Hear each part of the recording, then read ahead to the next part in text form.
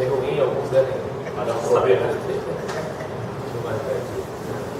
Bom, olha só, eu tinha pensado em falar de uma coisa, só que a gente está vivendo um processo muito intenso no Brasil, tá igual a Band News, em 20 minutos tudo pode mudar, e aí já aconteceu uma novidade já ontem, com o orçamento da Dilma.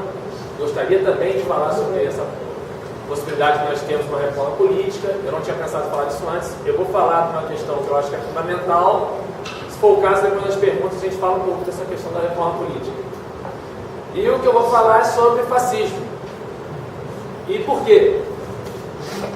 Em primeiro lugar, porque muita gente entende errado o fenômeno do fascismo. Acha que o fascismo é um fenômeno datado, localizado. O fascismo foi um negócio que aconteceu na Itália, entre guerras. O nazismo foi um negócio que aconteceu na Alemanha e tal. E não é isso. O fascismo não é um fenômeno nem datado e nem localizado. O fascismo é um fenômeno que existe, é um tipo de pensamento que existe na sociedade capitalista desde muito tempo atrás e que continua existindo. E que em certas conjunturas específicas ele aflora. Né? Geralmente, essas situações em que ele aflora são situações de crise econômica que geram uma crise de legitimidade do Estado. É geralmente nesse momento que o fascismo aflora. Né? Nós vivemos hoje uma crise econômica. Quem não vê isso não está entendendo o que está acontecendo com o mundo. Não é por acaso que acontece um monte de coisa no mundo inteiro, toda hora, primavera árabe, primavera turca agora, né? Tem coisa na Espanha acontecendo, tem coisa na Grécia, aconteceu na Venezuela, Bolívia, Argentina. Então, todos esses movimentos são frutos de uma grande crise do sistema que nós estamos vendo hoje, do sistema econômico que nós estamos vendo hoje. E que, em cada lugar, gera crise dos seus respectivos estados, dos seus respectivos governos. Em alguns lugares é ditadura, outros não são. Em alguns lugares são democracias liberais, tipo que a gente tem no Brasil, outros são outras coisas, mas sempre esse problema dessa legitimidade por causa da crise econômica. E o fascismo ele tem a seguinte característica. Ele, em primeiro lugar, o fascismo ele é contra tanto o liberalismo quanto o marxismo. Historicamente, liberalismo e marxismo são frutos, se a gente pegar a longo prazo, são frutos do pensamento iluminista antigo. Ao contrário do que as pessoas pensam, isso é um erro muito comum. O marxismo não é antiliberal. O marxismo não se pretende ser antiliberal. Ele é como se fosse uma superação desse pensamento. Ele guarda coisas daquele pensamento, ele carrega coisas daquilo. O Marx leu todos os pensadores liberais, por exemplo, e ele propõe outras coisas, sempre no sentido do entendimento da sociedade que a gente vive e de quem nós somos. Que esse é o fruto do pensamento como um todo. E o fascismo é contra isso tudo. Ele é contra o liberalismo e ele é contra o marxismo também. E, consequentemente, ele é contra tanto a direita liberal quanto a esquerda, e aí qualquer esquerda. Liberal, sem ser liberal, revolucionária, anarquista, não importa. Esquerda, o fascismo é contra. E a direita é contra a direita liberal também. Ele também não aceita alguns pressupostos que a direita liberal, teoricamente, pelo menos, aceita. Por exemplo, o pensamento liberal, ele se baseia na ideia de que os indivíduos são essencialmente iguais. Tá? E por isso eles devem ter os mesmos direitos e os mesmos deveres. As pessoas são diferentes, porque elas têm opiniões diferentes, mas em essência o indivíduo é igual. Aí já é uma diferença, porque o fascismo não acredita que as pessoas são iguais. O fascismo acha que a sociedade é formada por pessoas que são melhores e pessoas que são piores. E os melhores devem governar os piores. E do ponto de vista fascista, é auto-evidente quem são os melhores. Os melhores são os que dominam. Os que dominam são os melhores. E qualquer movimento que haja contra o domínio que está estabelecido, ele leva à desagregação social e que então ele tem que ser mal visto, tem que ser eliminado. Né? Uma vez que se o domínio é exercido justamente porque as pessoas são as melhores, então não deve ter nenhum questionamento em relação a isso. Então assim que o fascista pensa. Né? E aí, para justificar esse tipo de pensamento, a justificativa mais comum se baseia no nacionalismo, na nação, na ideia de que se você está questionando o sistema, se você está fazendo alguma coisa assim, você está indo contra a nação. O fascista se apresenta como defensor da nação, né? Qual que é o problema? O problema dessa questão é o seguinte: quem pode se colocar como defensor da nação? Uma vez que, quando eu falo que a nação brasileira são todos os brasileiros, quem é a pessoa ou o grupo de pessoas que pode colocar, eu estou aqui porque eu sei quais são os interesses da nação? Quem é essa pessoa que pode fazer isso? Ou quem é esse grupo de pessoas que pode fazer isso? Então essa é a grande questão. Historicamente, isso foi resolvido, vamos dizer assim, com problemas, mas a tentativa de resolver esse questionamento foi dada pela democracia. Para que serve a democracia? Para que serve a pessoa ter liberdade de se associar e de discutir? Para que serve a pessoa ter liberdade de expressão? Para que serve o voto? Para que serve a participação nas ruas, o direito de protestar? Para que servem essas coisas todas? Né? Para que a gente chegue a algum nível de consenso que vai ser dado pelo jogo democrático. Né? Só que o fascista nega a democracia. Ele não quer a democracia. Ele não só nega a democracia, como ele, inclusive, ele nega até mesmo a condição humana de certos grupos. Então, na hora de definir a nação, é sempre uma coisa arbitrária. Historicamente, quando o fascismo tomou o poder, sempre foi uma coisa arbitrária isso. Então, na Itália, era a latinidade, né? Porque os italianos seriam descendentes dos romanos antigos, é completamente sem sentido histórico nenhum. E aí as pessoas que fossem um pouco fora daquilo, especialmente no sul da Itália, que tinha muitas pessoas que tinham ascendência árabe, elas seriam aquele outro conveniente, ao qual você joga toda a culpa, e aí você diz que a culpa é dele para fortalecer a nação, que é representada geralmente por um partido único ou por partido nenhum, por um líder, por um ditador que se apresenta como eu sei o que a nação quer. Na Alemanha, mais conhecido caso, todo mundo sabe, teve a questão dos judeus, mas não eram só judeus, eram também judeus, negros, ciganos, testemunhos de Jeová e um monte de coisa. E é muito comum também que esse outro conveniente ao qual você vai atacar em supostamente defesa da nação sejam grupos que não por uma questão étnica, mas por uma questão política. Então, por exemplo, a esquerda, ou os comunistas, ou os anarquistas, ou qualquer grupo que tenha uma orientação política, que tenha sua liberdade de associação. Né? Então, o fascista, ele imagina o seguinte: uma vez que o que é importante defender a nação, o indivíduo não tem que ter direito. Tem que defender só a nação. O indivíduo não tem que ter direito nenhum. Então, se esse indivíduo está contra o que arbitrariamente foi decidido como sendo representante da nação, ele tem que ser eliminado. E quando o fascismo tomou o poder, esse eliminado tem que ser entendido no sentido literal da palavra, eliminado mesmo, eliminado fisicamente. Às vezes com todo o requinte de crueldade que vocês podem imaginar aí, coisa que eu nem gosto de falar, gosto de pensar que de falar em público. Né? No Brasil, nós tivemos um regime de características fascistas há pouco tempo atrás. Né? Foi a ditadura burguês-militar, porque a ditadura não foi só militar. Tá?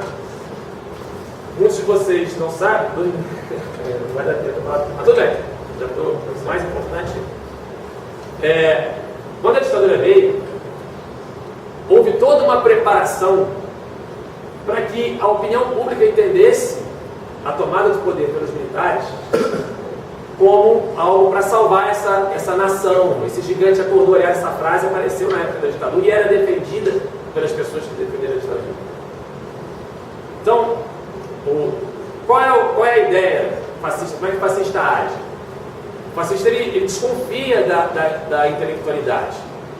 Quando Hitler fazia os discursos, a gente não entende nada, porque ele está falando alemão, mas se você traduzir, ele exaltava o instinto. O filme que fizeram na Alemanha na época, para exaltar o partido nazista, se chamava O Triunfo da Vontade. Por quê? Porque nos discursos do Hitler, ele falava assim: olha, se você quer comprar uma coisa numa loja e o dono da loja é um judeu e você não tem dinheiro, bata nele e pegue o que você quer. Assim, não pense, simplesmente haja por instinto. Não é? E infelizmente nós estamos vendo isso em parte da população brasileira hoje. Não são todos. Ainda imensa maioria das pessoas que, por exemplo, vão para as ruas com gritos de sem partido, na verdade o que elas queriam estar gritando, ou o que elas deveriam estar gritando, pelo menos na minha opinião, é: não queremos ser manipulados por ninguém. E até aí tem acordo. Realmente, não podemos confiar em nenhum tipo de oportunista. Nem oportunista de direita, e eles são muitos, e eles não estão nas marchas, ou melhor, agora estão, mas eles não defendem as causas da marcha. Tem os oportunistas de esquerda, que existem também.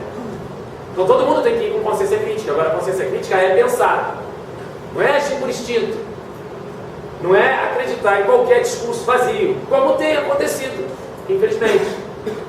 Minha página do Facebook dá uma loucura, não consigo dar conta de tudo que acontece, porque é impossível você conversar ali no Facebook. Então o que eu acho que está faltando no momento?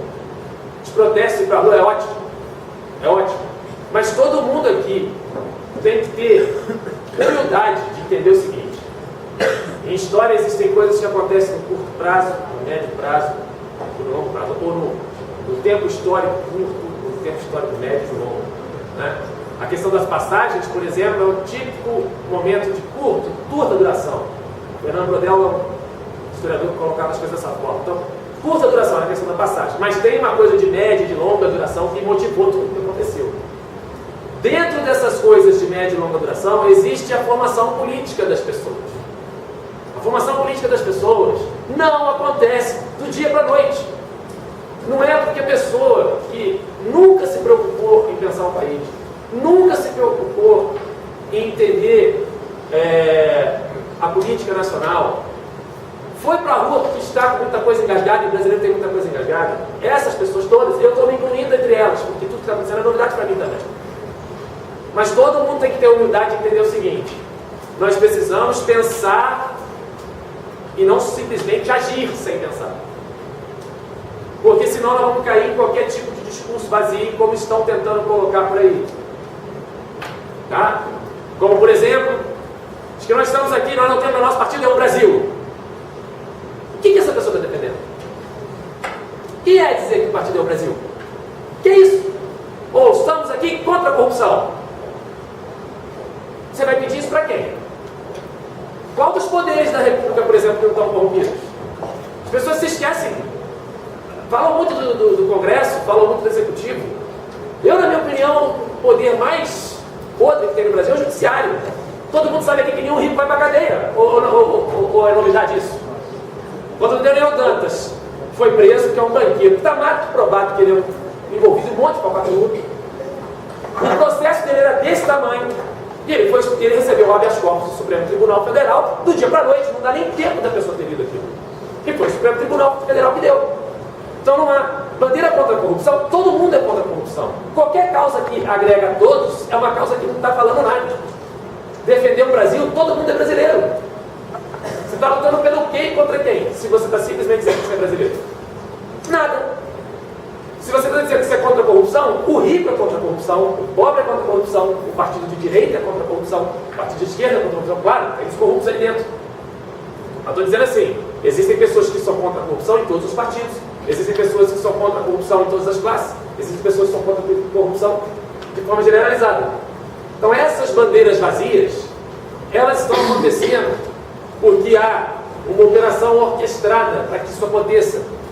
E, infelizmente, pessoas bem intencionadas, que não gritam, por exemplo, sem partido, ou sou brasileiro, sou muito orgulho, porque são fascistas, não são fascistas, mas, infelizmente, não estão percebendo que há uma operação orquestrada. O que se viu no Rio de Janeiro, quinta-feira passada, foi uma operação orquestrada, que eu vou ter que falar mais um pouquinho depois nas perguntas. Obrigado.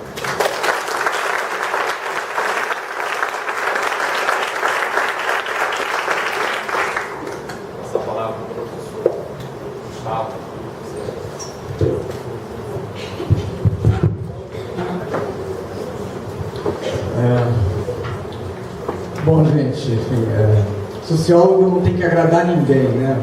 Até, na verdade, o dia diz que o papel do sociólogo é incomodar, né? Voltando no Weber, na minha aula de hoje, aí, para muitos, né? A missão do sociólogo é desencantar o mundo, né? Então, dito isso, né? Então, quer dizer, Uma outra coisa que o Weber diz é que a tarefa da ciência é obrigar as pessoas a escolherem, justamente é revelar que a gente está diante, né, sempre de dilemas do tipo, qual o melhor meio para alcançar aquele fim, se aquele meio é adequado para alcançar ou não, quanto mais a sociologia. Então, a minha fala, que vai ter que ser curtíssima, o que não é minha especialidade, né, vai tentar falar disso, mas, portanto, falar de dilemas, né, forçar a escolha, mas sem esconder a minha, né, eu não posso provar para ninguém que a minha escolha é mais adequada, né. Dentro da minha análise, eu espero que fique claro mais ou menos o que eu quero, já que é uma fala principalmente, né, para um público de graduandos, é colocar quais são as opções que estão aí para serem escolhidas, né? Então, afinal de contas, de que lado estamos, né? Então, é aqui, né, um comunista sem partido falando, né, não preciso esconder isso de ninguém, sem partido não porque seja contra os partidos, mas porque, na verdade, a discussão sobre qual a melhor maneira de fazer política, ela é uma discussão de 50 anos, né? Diz Alain Badiou que todos somos contemporâneos do Maio de 68, não porque ele tenha resolvido nossos problemas, mas porque continuamos com o mesmo problema. Qual é? Afinal de contas, como é que se faz política? Porque é no partido de vanguarda, é no partido de massas, é sem partido, é horizontal, é vertical. Isso não está resolvido, né? Se tivesse resolvido, a gente não estava debatendo. Então, aliás, esse é um dos lados, assim, o que temos na conjuntura é simplesmente uma reatualização do debate de 50 anos, né? Nesse sentido, não tem novidade, mas cabe falar das novidades. Vai ficar mais fácil que eu comente isso, falando até meio cronologicamente, né? Minha relação com essa história, porque quem está chegando perto dos 40 anos, lê no jornal que tem lá um pessoal próximo do MST que está apanhando da polícia de São Paulo, aí você fala assim, que bom, passei o bastão, né? Agora eu posso fazer outras coisas, não preciso estar na massa e tal. Então estava lá, eu tranquilo, porque na verdade eu já fiz isso muitas vezes, e você fica assim, bom, que bom que alguém leva isso adiante, mas até então, sem a menor ideia, né, da dimensão que isso ia ter. Mas aí tem uma virada, né? Acontece que reatualizando, né, atualizando, né, até a reflexão marxista sobre as condições dos movimentos de massa pela libertação, etc., né, o que acontece, na verdade, é que a gente vê um cenário em que o capitalismo cria as próprias formas, né, de agregação das pessoas que estão lutando contra a forma de mercadoria, não é isso? Então, de repente, o monopólio dos meios de produção é quebrado, não porque se conseguiu organizar as pessoas para regular os meios de comunicação, mas a quebra aparece de uma forma, assim, um tanto quanto surpreendente, mas de alguma maneira, né, presente na narrativa marxista, de que o capitalismo ele cria, né, o tempo inteiro, ao recriar as condições materiais da nossa vida, ele está mudando as condições materiais de comunicação, de expressão e, portanto, de reunião das massas. Então, não é só o fenômeno do Facebook, mas é o fato de você jogar no YouTube e você mostra a polícia fazendo o que fez sem passar pelos grandes meios de comunicação. Então, você consegue reunir provas que até então era difícil para a minha geração fazer. Você teria que estar com uma câmera grande que a polícia ia apreender. De repente, agora todo mundo com um dispositivo móvel pequeno, você está filmando, você joga ali e você vê tudo dentro de uma rede, né? Então, foi isso que funcionou para que, no fim das contas, né, dessa essa sensação de uma virada de jogo, né? A gente mostrou o que a polícia fez, né? O pessoal que postou, né, consegue a agregação das pessoas por conta disso, né? O desmascarar de um governador, né? Você dizer assim, o governador diz que a polícia agiu de uma maneira e agiu de outra. Então você tem novos meios de provar, na verdade, que aquela narrativa é falsa. Eu acho que isso trouxe muito entusiasmo, né? E foi fazendo com que o movimento crescesse. Foi tão forte isso, né, que aí começou até uma guinada, né? Porque assim, acabou o monopólio, não acabou a supremacia, né? Então, na verdade, o movimento cresce também porque você fraciona um pouco também os próprios atuantes nessa esfera. Então, o Hélio Gaspari vai lá e publica um artigo dizendo que quem começou a porrada foi a polícia, né? Ele escreveu sobre isso. Então, de noite, todos os telejornais começaram a mostrar o YouTube que os militantes estavam colocando lá. Então, isso redefine um campo de lutas e, na verdade, eu vejo aí, a esquerda voou para a rua, né? Especialmente em São Paulo, daí a poucos outros lugares, em primeiro lugar, até porque você pensa, olha, desmascaramos o Alckmin. Em Minas Gerais, como a gente está no contexto de Copa das Confederações, aí funciona sempre assim, né, gente? Quando tem um grande inimigo, aí as pessoas se unem. consegue se agregar. Então, o Fora Collor começou porque o Collor disse para todo mundo ir de verde e amarelo para a rua. Foi um bem que ele fez à esquerda, parecia todo mundo de preto, né? A mesma coisa a Anastasia, ele diz, estão proibidas as manifestações. Ele botou 8.000 pessoas na rua, no dia seguinte não tinha nada até então, em Minas Gerais. No dia seguinte, do 8.000 tinha 20, né? Tire a mão da minha democracia, que o negócio foi esse de proibir manifestação, né? Então foi crescendo o meu entusiasmo, né? Estamos aí redefinindo as condições de enfrentamento, né? Da forma mercadoria, né? Contra o modelo de desenvolvimento dos grandes eventos, etc. Tá? É um movimento urbano, e isso é absolutamente necessário que a gente fale, né? Uma das virtudes do MPL, né? Esse nome, é porque é um movimento urbano, e é justamente assim, a questão urbana, a questão metropolitana é aquela que o capitalismo não resolve. Porque, vejam, né, a grande contradição brasileira é você ter a favela com antena parabólica, né? Então, assim, o consumo é cada vez mais barato, porque a exploração do trabalho é cada vez mais barata. Você explora o mercado chinês, acabou, né? Acabou pro resto do mundo, acabou a social-democracia, acabou os Estados Unidos, inclusive, né? Vira uma nação como qualquer outra.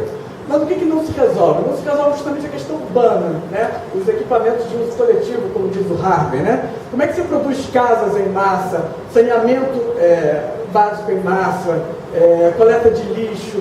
É isso que não se resolve. São as grandes populações vulneráveis do Brasil, não é Nordeste. Isso daí já se mostrou há algum tempo que isso faz parte da nossa mitologia. A pobreza de verdade no Brasil tem dois segmentos mais vulneráveis: os indígenas, e o outro são as franjas urbanas, né? A pobreza está aqui embaixo, né? Está aqui em Queimados, em Nova Iguaçu, Belfor Roxo, né? A pobreza extrema no Brasil é ali, onde você tem que conviver com lixo, com esgoto, a falta de saneamento, a falta de escola, né? Você não consegue plantar nada porque a poluição não permite. Esses são os nossos, né? Os miseráveis. Isso o capitalismo não dá conta, porque nada disso é de uso de consumo individual. Não adianta botar no bolso igual o celular, né? Tem que produzir casa em massa, e o capitalismo não resolve isso, né? Cada vez tem menos condição. A maneira que ele tem encontrado de resolver isso é endividando. Então aí vem um movimento urbano fantástico, né? O MDL, falando justamente disso. Olha, mobilidade urbana é justamente fazer com que as pessoas produzam, achem emprego e tal, num sistema em que os ricos subsidiam os pobres. O carro particular vai subsidiar o ônibus para todos, inclusive para o rico, porque ele já pagou, não é isso? Então, no processo reformista, gradual e tal, a primeira coisa é isso, né? Você tem que tirar os carros da rua, quem andar vai alimentar o carro. Então, esse movimento é emblemático, então eu fiquei super entusiasmado, mas não pude ir segunda-feira por motivos pessoais, né? Mas aí começa a virar o jogo, porque de qualquer jeito, nessa de que não são apenas 20 centavos, acabou que, por efeitos não intencionais, não são apenas 20 centavos, então o que mais? Ficou uma narrativa em aberto que muitos começaram a aproveitar para pedir de tudo, né? Inclusive para reclamar de tudo, para reclamar que a Dilma é sapatão, não é isso? A redução da maioridade penal, etc. Então, assim, na quinta já era muito claro, né? Na quinta no Rio de Janeiro já era muito claro que a virada já tinha acontecido, né? Mas o que são essas massas que aparecem, né? Massas tão desinformadas que começam a chegar para o MPL, né? E dizer que eles são oportunistas que estão se aproveitando do movimento, né? As pessoas não têm a menor clareza sobre o que tinha começado, quem tinha começado o movimento, né? Os perigos estão aí, né? Já falados aí pelo meu companheiro de mesa, mas eu gostaria de falar assim.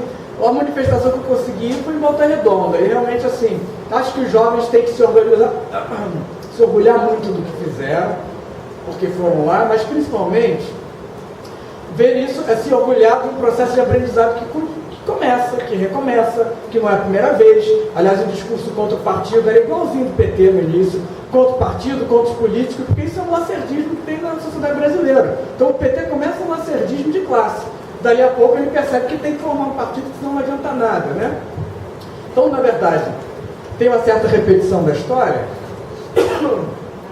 mas o que eu achei impressionante aqui em Volta Redonda, né, que me deixou, assim, particularmente melancólico, é porque, vejam, aí muita reclamação do prefeito, né? Tudo bem, todo mundo tem razão para reclamar do prefeito, né? Não estamos falando aqui eu valorizei a questão urbana, tá certo. Mas o curioso é que numa cidade como essa, você passa em frente a CSN e você não diz uma palavra. Ninguém tem nada para dizer. Ou seja, não entenderam o que acontece nessa cidade, né? Então, acho que isso faz parte desse processo de aprendizado, porque se as reivindicações começam urbanas, né, pelo transporte público, perceba quem é o dono da cidade, gente.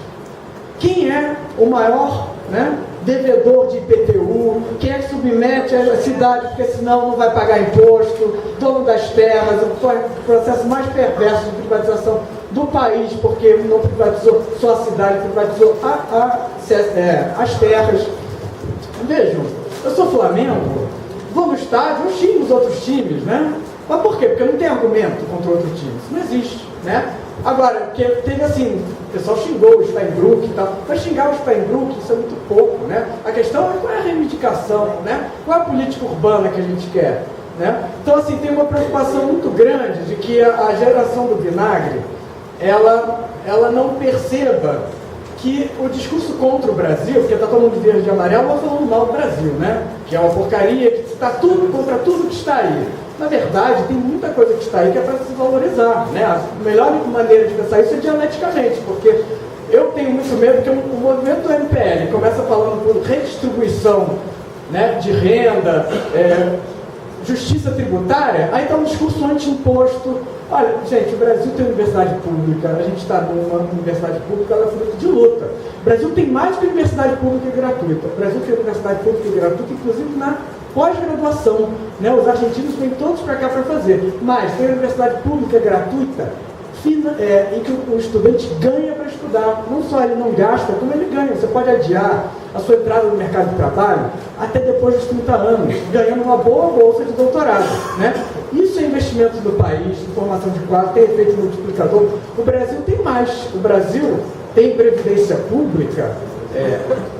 O Brasil montou a Previdência Fundo Perdido para o trabalhador rural, porque ele sabe que o trabalhador rural trabalhou 40, 50 anos num regime que ele não fazia parte da Previdência. O que a gente fez em 88?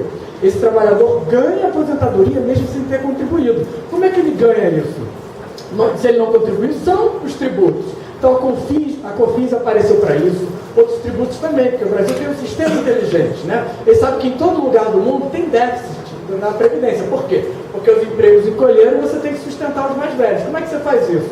Não vai conseguir simplesmente tirando uma parte do seu salário, vai ter que ter imposto, né? Então o problema do Brasil, gente, não é só a carga tributária. É claro que os serviços têm que melhorar, mas isso aqui não vai se jogar fora, tá? Eu teria outros elementos para falar sobre isso, né? Isso aqui não é a República de Bananas, mas a questão é que o Brasil, a carga tributária dela é média, ela não é alta, ela é média. Você pode perguntar, reclamar da qualidade do serviço? Pode. Mas veja que aqui tem mais saúde pública que nos Estados Unidos. O Obama grama para fazer um negócio parecido com isso aqui, que lá é pior. Tá? Então, assim, não jogar fora o que é público. Não é uma questão de ser contra tudo que está aí. Ser contra tudo que está aí é a bandeira da Veja. A bandeira que dá dinheiro para quem vende. Tá? A gente tem coisas a defender, então a gente tem que ter um programa claro daquilo que a gente quer. Tá? E o problema do Brasil é que, na verdade, o imposto é sobre o consumo, todo mundo paga aqui. Agora, sobre os capitais não tem, porque você reduz os impostos sobre a bolsa de valores, sobre o fluxo de capital, quase não tem nenhum imposto sobre a riqueza. Tá? A crise dos partidos é uma crise do Estado-nação e é uma crise que não é só brasileira. A crise dos partidos é uma crise mundial, é uma crise de todos os Estados-nação que não conseguiram justamente se coligar de modo a tomar um capitalismo cada vez mais volátil.